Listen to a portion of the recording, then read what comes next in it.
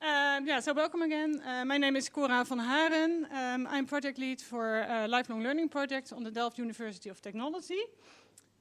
We are presenting together, so this is my colleague Clelia Paraluppi. She's Quality Assurance Officer ook at TU Delft, University of Technology. And we both work in the unit that is dealing with professional education called Extension School for Continuing Education. Let's see. So so far we have had a kind of many high-level presentations, great visions, frameworks, systems. Actually, we are going to talk a little bit more about our day-to-day business, how we are dealing every day with the quality assurance issues that we face in micro-credentialing. And therefore, we would like to start with a little bit of context. Let me first explain for those who don't know TU Delft. TU Delft is a research university in the Netherlands. 8 faculties, it's all technical, so we only have technical studies, and we have at about 26,000 students. So a little bit of context. Following the council recommendation in 2021, different national pilots were set up, and the Netherlands also set up a pilot group. That was a group set up by the 2 umbrella organizations of both the universities and the University of Applied Sciences, and was part of an acceleration plan to support digitalization in the higher education sector. So that pilot started with over 30 institutions, both universities and Universities of Applied Sciences. And as you can see on the timeline, that was a 2-year pilot, which moved towards a continued pilot with different funding out of the Growth Fund program. And recently in 2024, also the vocational schools institutions joined. So as I said, it was a big project, many stakeholders, so many institutions involved, a lot of discussions. And the goal of this pilot was to set up a framework in the Netherlands on micro-credentials, so to enrich the portfolio of the institutions with micro-credentials, to set up, to discuss operational stuff, to discuss legal issues, to see how we could communicate on micro-credentials. So to discuss all those things all together. To issue those micro-credentials, we are using a platform called EduBadges platform that is hosted at SURF. SURF is the ICT cooperative organization in the Netherlands for education. And they have a very nice platform where we have a catalog and we have all our micro-credentials from the different institutions stored in backpacks. And I don't know how many there are now at the moment, but at least it's a growing and increasing number of micro-credentials. 61. Okay, I have here a representative of one of the University of Applied Sciences. On the platform, there's a distinction between 3 different types of badges. You have the badges really for informal activities. So, can be just a type of educational activity or a workshop for a few hours, which is not a micro-credential. There are badges for more regular educational types, and then you have the proper... Oh, sorry. Because we are recording this. So I'm sorry, I'm not so used to speak with the microphone. I hope you have heard what I said until now. Should I repeat? And we have the proper micro-credentials stored there, which learners can then manage themselves in their backpacks. Even kijken. So, having said that, the TU Delft joined this pilot as of the start, so as one of the companies, and at the same time we were required to issue micro-credentials already in the first year, so we were working on a project internally to make that happen. The scope of our project was lifelong learning, so with the issuing of micro-credentials, we support the lifelong learning strategy of TU Delft. And we used the project to learn more, to share practices with others on how to issue micro-credentials and all the other related aspects. At TU Delft we have 3 types of programs that we issue micro-credentials for. I have to be honest and say these are all existing programs. We are not that far yet that we already developed new micro-credentials. That is probably in a phase that we are working on now to expand our portfolio. We are issuing 3 types. One is online academic course that is part of a master program, so just a standalone course within a master program. We have professional education courses, really specialized programs for professionals, and we have MOOCs. And currently we have at about 120 micro-credentials issued in those years for these programs, and that is from about 15 programs that are listed in the catalog. Well, if it issued the first micro-credential in June 2024, and obviously we are compliant with the national QA framework. I forgot to mention the most important part of the thing, that the pilot group was working very hard on the quality framework, because this is of course the topic of this presentation. The main result from the discussions in the pilot group were on quality assurance. That was always a topic from the beginning. And the main result was that we came up with we altogether came up with a quality framework that we have to adhere to. So every and each institution needs to adhere to the framework if you issue a micro-credential. And that is now making me go to the next slide. Here you see actually the day-to-day challenges that we face, because we have the Dutch quality assurance criteria coming out from that framework, which are the main ones are listed on the left. So the criteria are that our micro-credentials need to be between 3 and 30 ECTS. They need to be aligned with the ESG, so we heard in the previous presentation on the ESG. We need to define clear learning outcomes. We need to have an indication of the EQF level, and we need to have a form of assessment. So these all derive from the Council recommendation, and that is put into practice in the Dutch national framework. Well, you see the triple E as we heard before. So now we are working on, or basically Clelia is working hard on getting all those requirements into our internal systems when we issue micro-credentials. And therefore I would like to hand over to you to explain more about your challenges here. What I also would like to point out, we would like to have this as a kind of interactive session. We have a small group and a small room, so we hope really to get something out of it. Dutch people are known for being traders, so we are not only giving something to you, we will also get something back. So after your presentation, we would really like to have your input on how you are dealing with these issues and what challenges you face. Yeah, okay. Thank you so much, Cora, for the great introduction. And can I just have the clicker? Yeah. Thanks. Yes.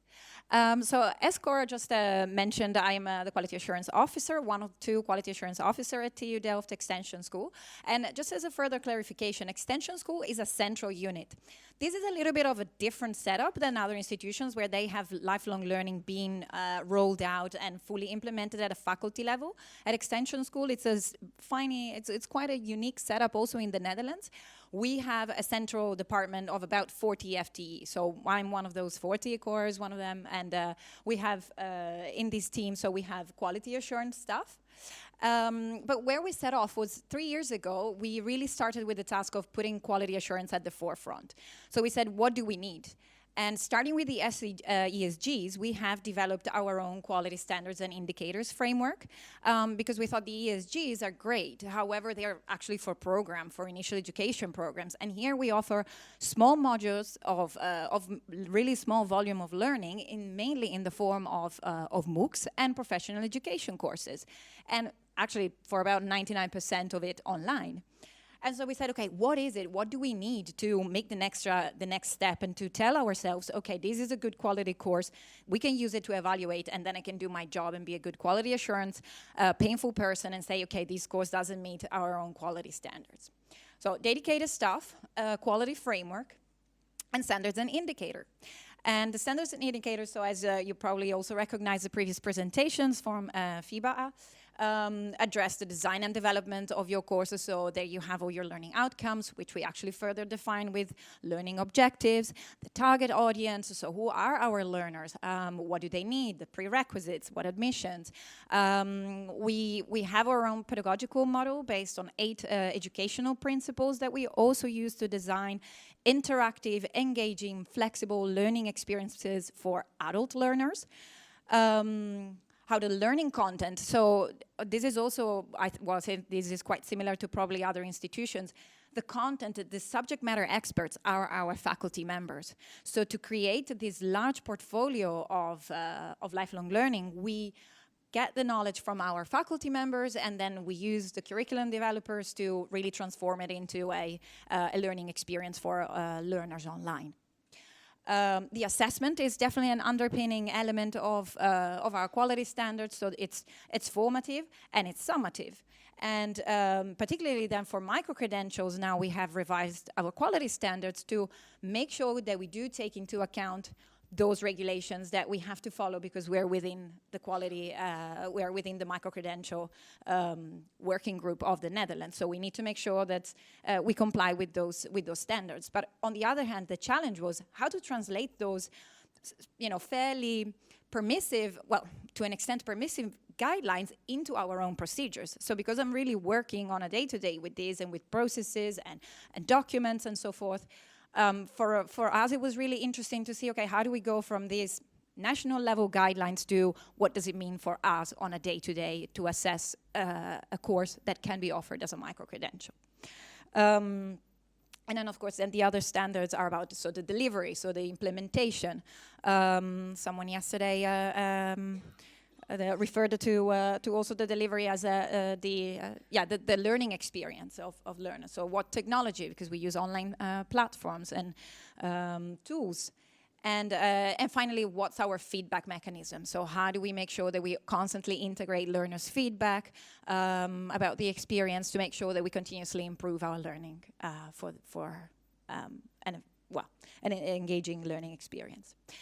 So for micro-credentials, we started with a really ad hoc initiative. So we were really looking at, okay, how do we make sure that we're complying? And as Cora initially mentioned, we started with actually campus courses. So these were individual course modules, part of a master. So that was relatively easy, right? Because, okay, these are it's accredited education. We know that it meets the requirements. But now we have a large portfolio of about 200 courses that we're thinking, hey, but wait a minute, maybe these guys could also become micro-credentials. And so we need to go from these really ad hoc and running around like headless chickens, to say, and think, okay, what do we go, how do we do, what do we need, to something a little bit more structured. So this is what we're trying to do now. But what I'm facing, what we're kind of realizing, that we've probably come up with a slightly bit too complicated and I would also say bureaucratized process that doesn't make it really lean and flexible. So for example, like for the quality assurance, we have a quality assurance board, which is fully dedicated to only lifelong learning. So they are responsible for the certification and assessment of our lifelong learning. So we go through a process of revision of a proposal where they check the assessment structure, the learning outcomes, whether there's constructive alignment, whether we have sufficient fraud mitigations instruments in place. They look at previous evaluations from learners of this learning experience, and then they give a positive advice or recommendations for changes. Then we have a strategic working group, which is composed of internal staff of our organization, but we also look at the market demand. Like, what's the value proposition of this micro-credential? Is there going to be appetite? Is it going to be interesting for our learners?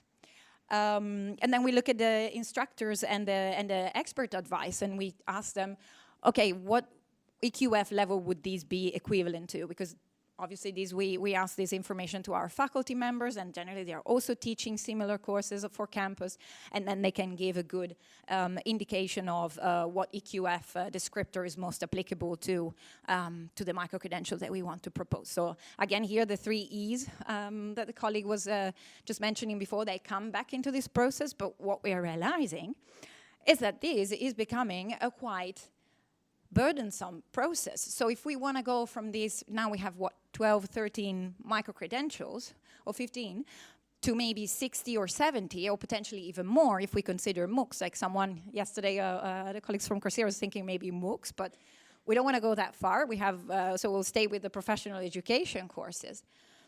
What balance? How can we strike a balance in between, having a sound process for guaranteeing the quality and being compliant with, in our case, with the Dutch national framework, but I suspect in your country you also have some quality guidelines for micro-credentials, and and get this product rolled out and out there, and make it fit for purpose.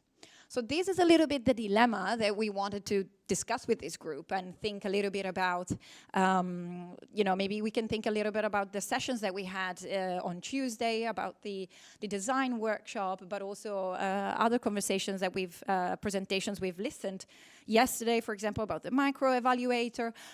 What, in your opinion or in your experience, could be useful processes that could help us to balance out a little bit this dilemma between compliance and really serving and being the flexibility and being the innovator with this product for the market.